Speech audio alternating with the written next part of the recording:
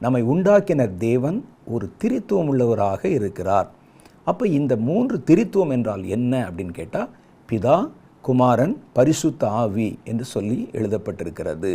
இவர்கள் தனித்தனி ஆழ்த்துவங்களோடு காட்டப்பட்டாலும் இவர்கள் ஒன்றாகவே இருக்கிறார்கள் என்பதாக வேதத்தில் நமக்கு சொல்லப்பட்டிருக்கிறது. 1 யோவானுடைய புஸ்தகம் 5வது அதிகாரம் 7வது வசனத்தில் இதை உறுதிப்படுத்தும் வண்ணமாக ஒரு வசனம் சொல்லப்பட்டிருக்கிறது. பரலோகத்தில் சாட்சியிடுகிறவர்கள் 3 பேர். ஒரு மனிதனை குறித்தும் அவருடைய வாழ்க்கை குறித்தும் சாட்சி சொல்லுவாங்களாங்க.